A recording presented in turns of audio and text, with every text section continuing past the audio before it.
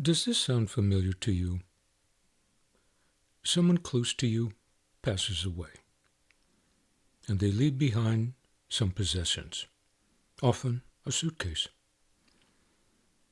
Sometimes that suitcase remains unopened but preserved, and it passes on to someone else. Eventually, someone opens the suitcase, and inside they find the relics of a remarkable story. That's what I found when I opened the suitcases of my first wife's father. He was a film editor at Hollywood's RKO Studios in the 1930s. With the United States entry into World War II, he enlisted and joined the Army Air Forces. As an officer, he was stationed at Wright-Patterson Field in Ohio, and he made training films. With the war's conclusion in 1945, he remained in service for a special project. This special project was Operation Crossroads, the detonation of atomic devices in the Bikini Atoll in 1946. My former father-in-law, Colonel Richard Joseph Cunningham, led the air photo unit that recorded these detonations on film using both still and motion cameras.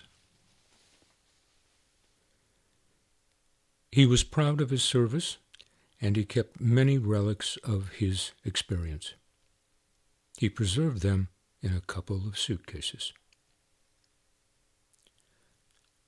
Following his death in 1968, his only child, his daughter Jo, took possession of them. She cared for them until her death at the beginning of 2023. At that time, I took possession of the suitcases. I opened them and uncovered these relics.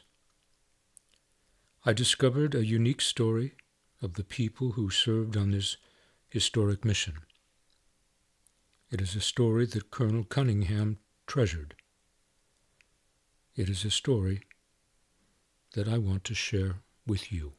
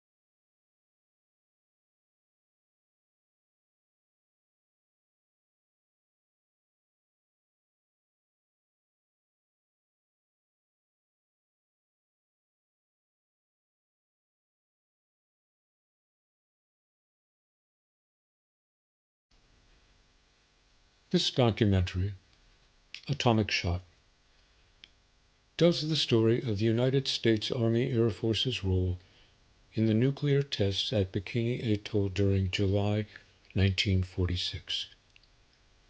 The tests involved the detonation, or shots, of two atomic devices, Able and Baker, the fourth and fifth atomic detonations ever.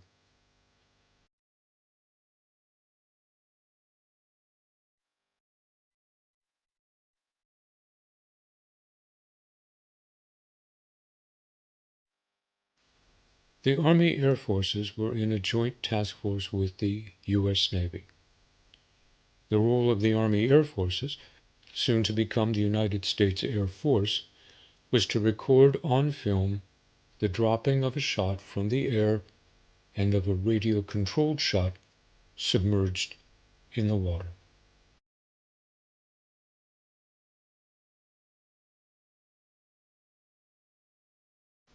Tasked for this, the greatest photographic project in history, was the Army Air Force's Air Photo Unit, Task Group 152.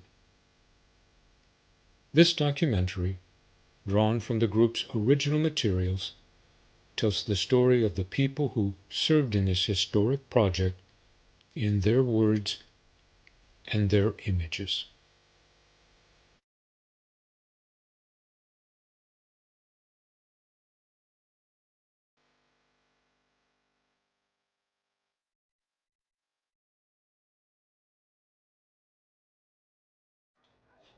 In February of 1946, members of the Army Air Forces and selected civilians alike had employed practically every means of transportation in making the trip to Roswell, New Mexico, to start preparing for Operation Crossroads, also known as Joint Task Force 1, and for the Army Air Force's involvement, Task Group 15. This would be the detonation of atomic devices for scientific purposes in the South Pacific's Bikini Lagoon. These detonations, or shots, would be in the center of an array of naval vessels. These men were beginning to gather from across the country at Roswell Army Airfield, the point chosen for preliminary training, for it would be the Army Air Forces that would drop one of these shots.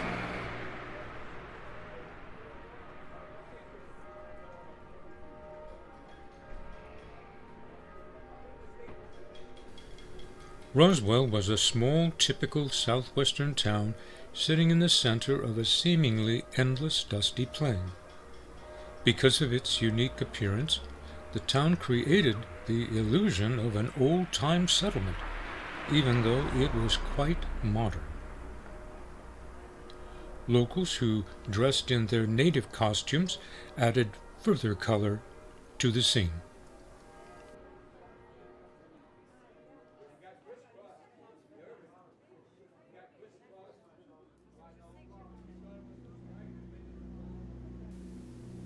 As part of Task Group 15, an air photo unit was developed to record these atomic shots on film.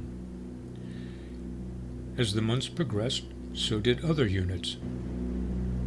Probably the most difficult of all was the formation of a B-17 drone unit. This unit was to operate pilotless, four-motor planes that would fly through the atomic cloud, collecting radioactive specimens which would be analyzed by scientists.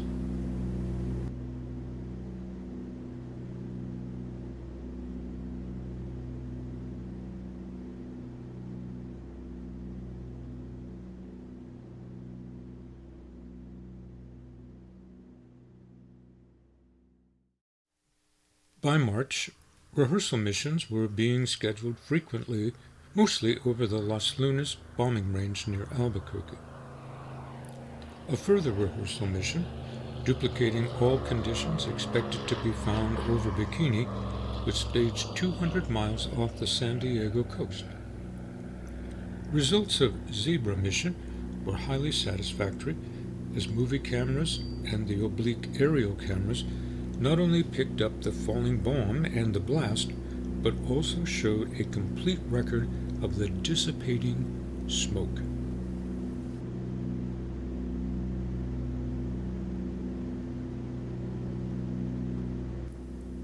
While the organization was being perfected at Roswell, vast preparations for the arrival of Task Group 15 and its units were being made on Kwajalein, an island 225 miles southeast of Bikini.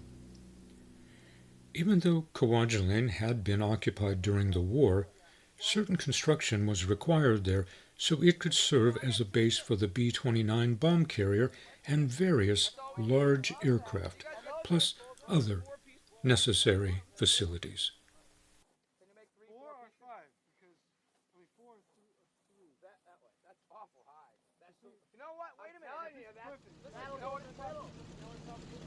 Back at Roswell, as the initial training period was advancing to completion, the first mass movement of men, an advance echelon, proceeded to Kwajalein.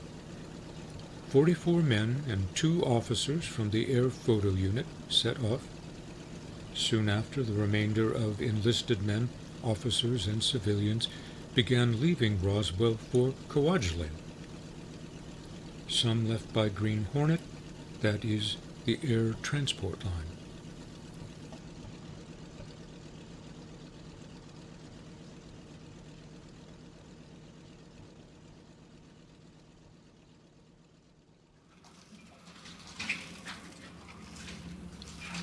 Most were carried by the transport vessel christened USS George Clymer, but more commonly known as Greasy George. The monotonous trip took 2 weeks to complete. The men occupied themselves with music, reading, and sleeping.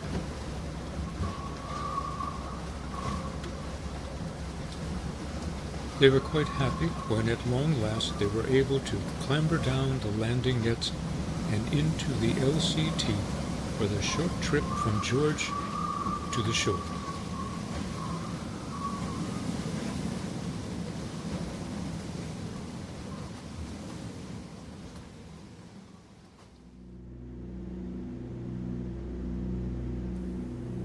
On Kwajalein, the advanced personnel had worked against odds to get the former combat site into condition. New buildings had to be erected, old ones repaired and remodeled, and 7 days a week were too few to complete all that had to be done.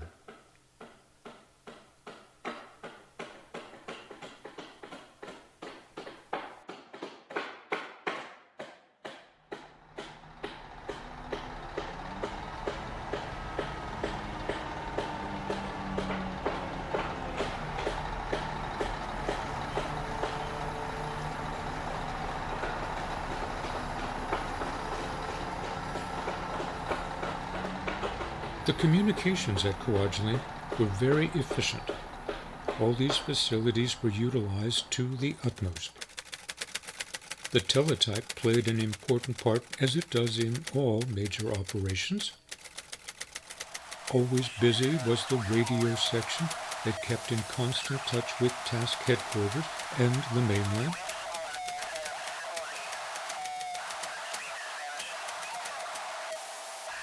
Even an amateur station was in operation.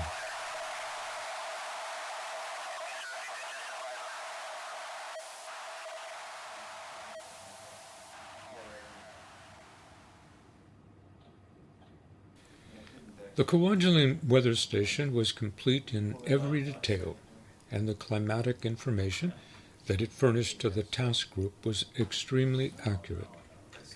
In addition to the men at the ground station, who were preparing hundreds of weather reports and maps, there were weather planes and their crews that flew daily missions searching for new meteorological data.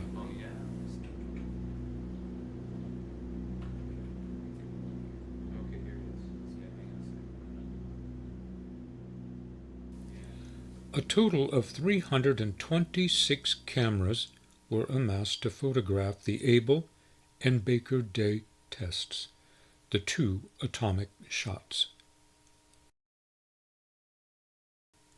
Through the lenses of these cameras would pass the lasting picture of the blasts and their subsequent effects, creating for scientists and military leaders alike a graphic record portraying in detail each physical characteristic of the world's greatest force.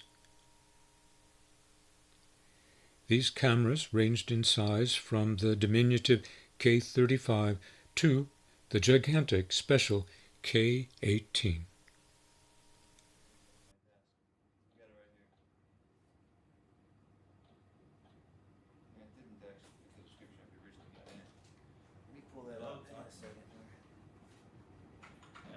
Repairmen spent long hours working over the delicate mechanisms of the cameras, to ensure that all photographic equipment would be in the best possible operating condition for the missions. The modern shops and tools at their disposal greatly facilitated the work. No camera was sidelined due to mechanical difficulties, thanks to the skill and ability of these men. Yeah, this is definitely a surprise to me. You say they finally got running on the streets? One major task was the construction of a laboratory sufficiently large to take care of the demands that would be made upon it when the missions were flown. Although the movie and color film were to be processed at laboratories back in the United States, there were still hundreds of rolls from the many huge aerial cameras which had to be developed, printed, and the negatives indexed and classified. I'll tell you what, let me wrap up with this right here now. Do you have the file? Yeah, I want you back to get some fiber, Go get the file. trace Here. fiber evidence from Hold on a second. forensics. Yeah, let me see if I got the file. Yeah, you can't do it right now. Check this out. The B-17 drone and drone control aircraft were based at Eniwetok, 190 miles west of Bikini. The Air Photo Unit had a detachment there which had the responsibility of photographing all drone activities.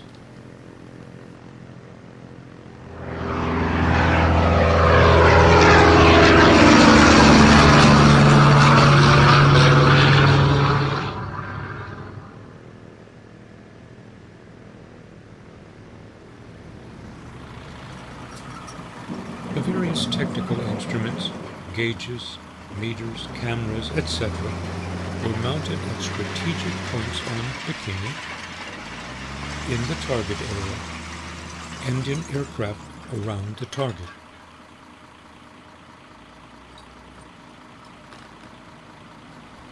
American ingenuity expressed itself on the island as the men devised various types of mechanical gadgets to facilitate their work,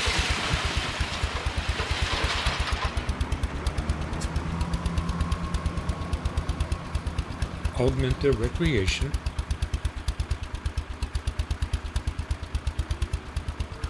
and improve their quarters.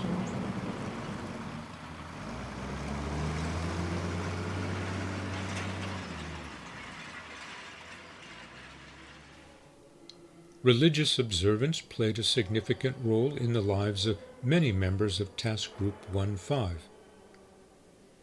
Catholic, Protestant, and Jewish.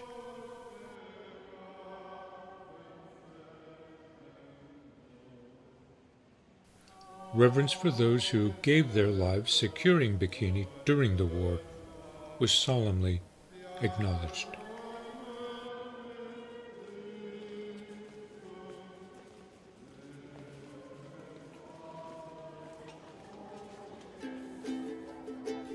Had it not been for the Red Cross, life on Kwajalein would have been dreary. The various types of entertainment this agency furnished helped to enliven many a dull hour. The girls, though few in number, were a constant reminder of the wives and sweethearts who were waiting back home.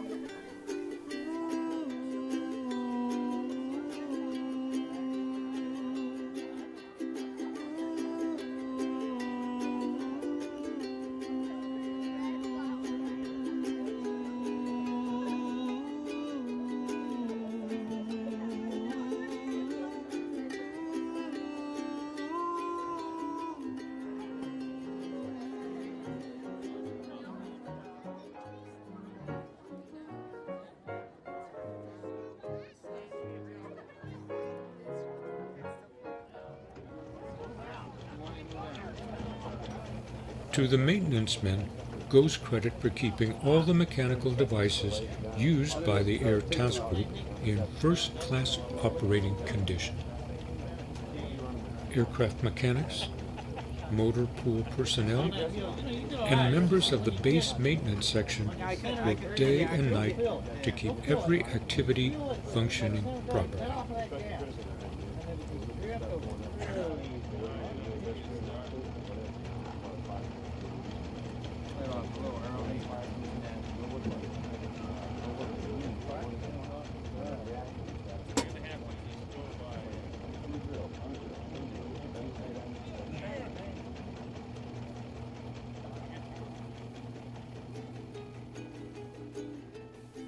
Each plane on Operation Crossroads sooner or later acquired a nickname.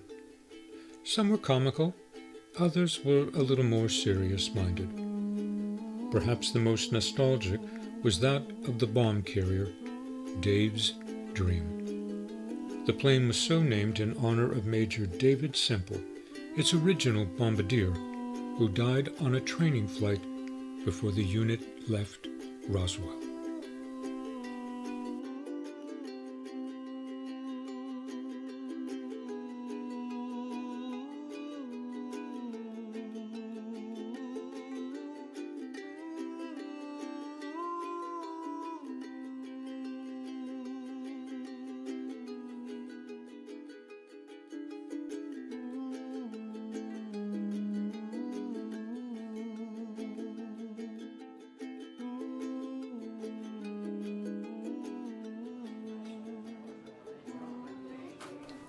From all over the world, newspapermen, radio announcers, and magazine writers came to join the task group so that their respective readers and listeners might have a first-hand account of the most gigantic scientific experiment in history.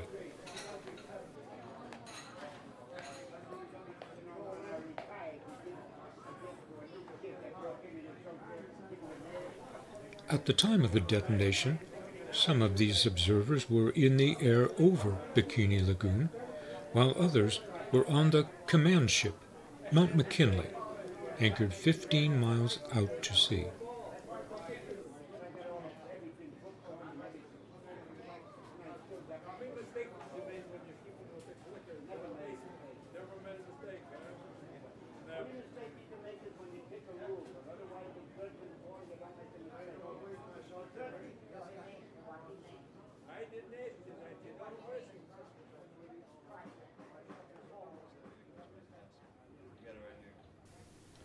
On 1 July, A-Day 1, it looked like all the advanced forecasts had said it might be.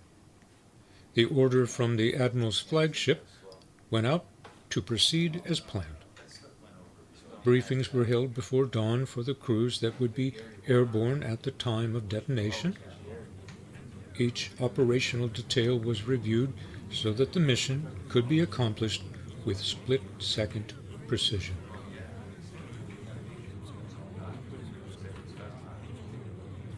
The atmosphere on Kwajalein became increasingly tense. Latest wind and atmospheric data were furnished. The more than 300 cameras used by the air photo unit had been checked and rechecked and were installed in the aircraft. Ultra-high-speed cameras, capable of taking motion pictures at the rate of 4,000 frames per second, replaced the machine guns in the turrets.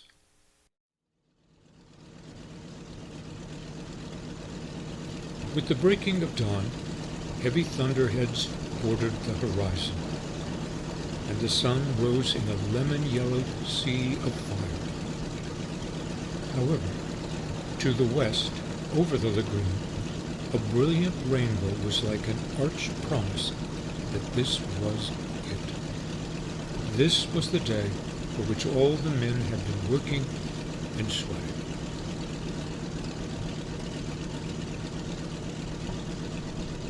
Back on Kwajalein at 05:54, hours after mounting tension, Dave's Dream took off on its awesome mission into the morning sun with Gilda, its frightening cargo, secured in the bomb bay. Later, camera planes and observer planes took flight and proceeded to the target area. All was ready. Dave's dream was on its bomb run.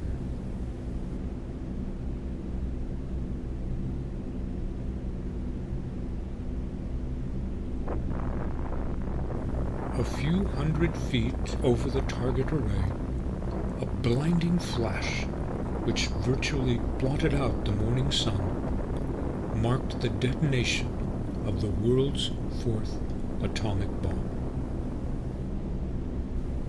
The visible effect of the aerial shockwave, which at first traveled at supersonic speed, was the creation of a white, sheet-like, ever-expanding circular disk on the surface of the water. A large hemispherical condensation shell formed and grew very fast, but rapidly broke up, transforming into a donut-shaped ring cloud, which followed the shock wave as it spread over the lagoon. As this ring cloud formed, a brilliant fireball emerged, supported by a flaming stem which reached down into the water. As the flaming fireball subsided, the mushroom cloud development began. The mushroom cap and stem, regions of violent turbulence and terrific heat, started to climb at the rate of 6,000 feet per minute, rapidly expanding and completely dwarfing the entire lagoon and large fleet. Cameramen photographed the towering cloud and the array from all angles.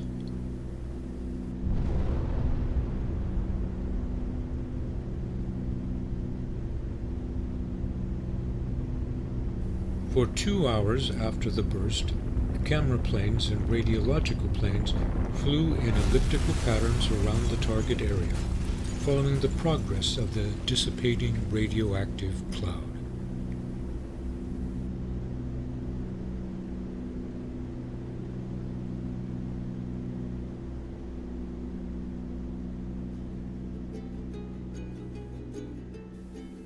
On A-Day night, air couriers began leaving with literally miles of film, classified as top secret. Technicolor and Consolidated Films of Hollywood and the Kodak plant in Honolulu did much of the processing for the air photo unit.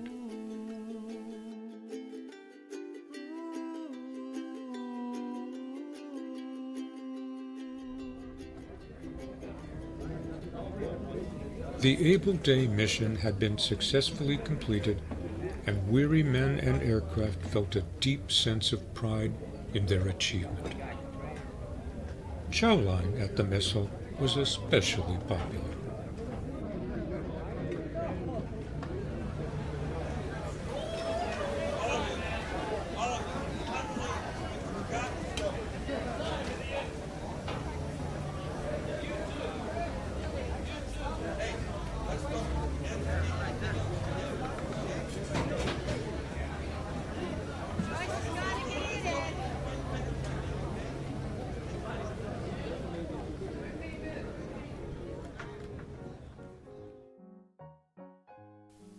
After Able Day, tension relaxed a bit, except for the laboratory, which was working on a 24-hour shift.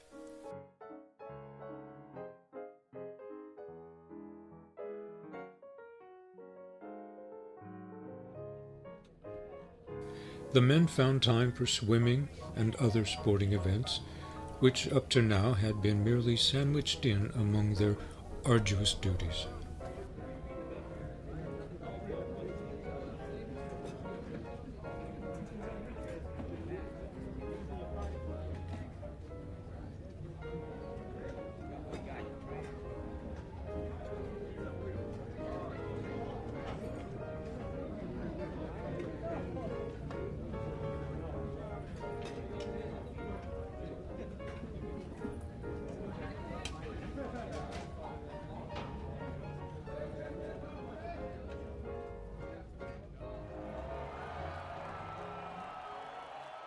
The national pastime on Kwajalein was softball, and seasonal leagues were formed soon after the various units organized teams.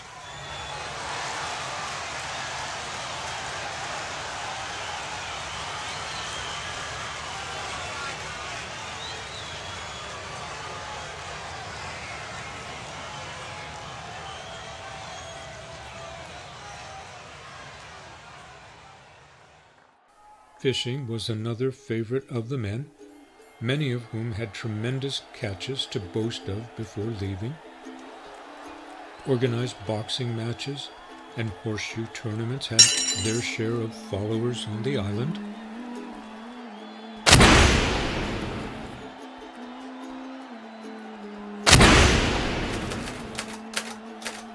The men also spent time writing letters home,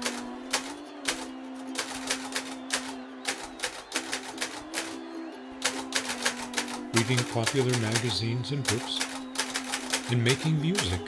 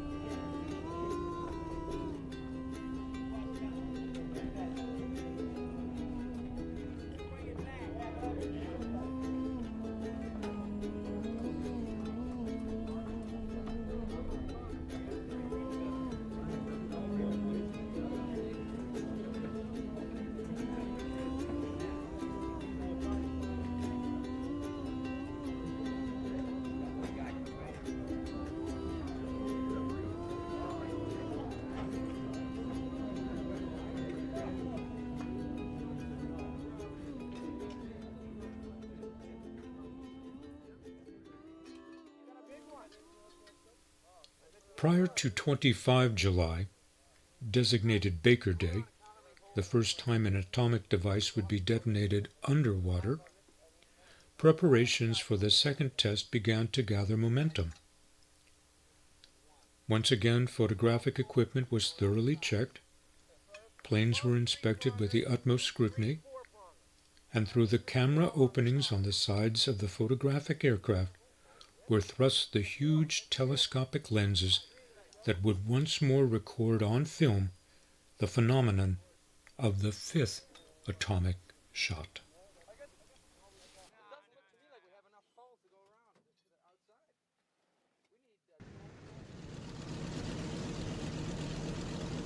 B-Day morning found Kwajalein a scene of intense activity. The aerial armada which would participate in the operation winged its way to Bikini Lagoon.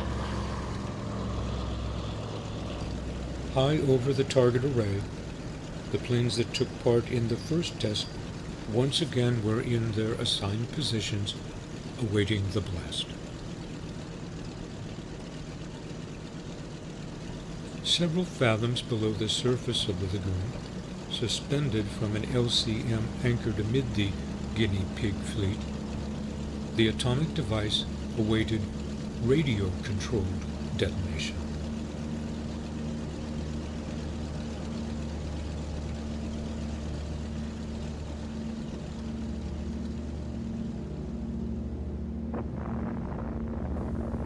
At 08:35, the vast area of Bikini Lagoon arose with terrific speed and boiling violence. The first sign of detonation to aerial observers was the emergence of a fireball from the surface of the water.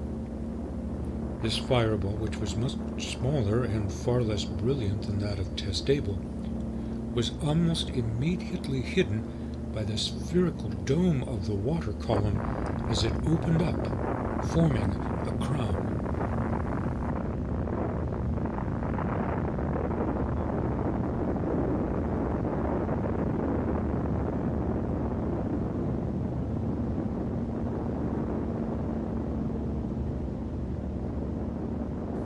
Progress of the aerial shockwave, which of course started immediately after detonation, manifested itself in the formation on the water's surface of a white, circular, sharply defined disk.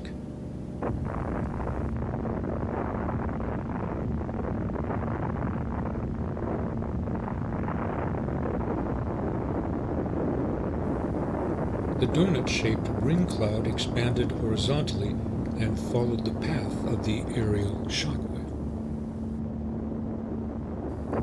Dwarfed by the towering pillar of water, which reached a mile into the air and contained approximately 10 million tons of water, were the target ships, standing out in bold relief against the eerie background of the turbulent waters. The surface cloud, a mixture of vapor, water, and radioactive particles, started to form at the base of the water column. For almost 2 minutes, the water column and crown were visible, suspended in mid-air over the target array, before plunging back to the surface of the lagoon.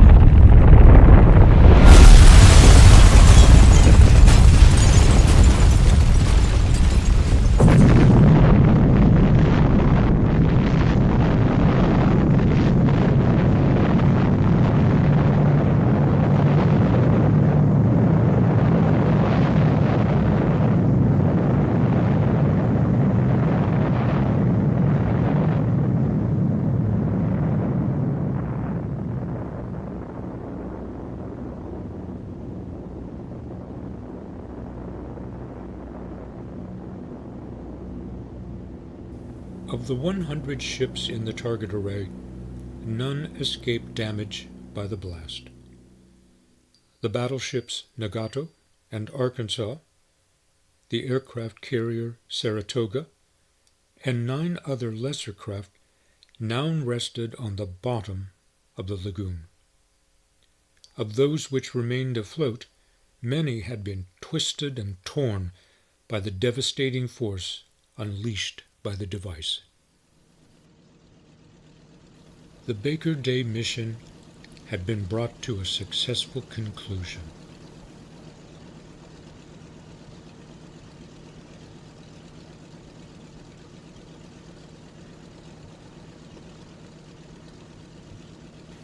With this, the first 2 chapters of Operation Crossroads were closed, and men were heading back for duty in the States.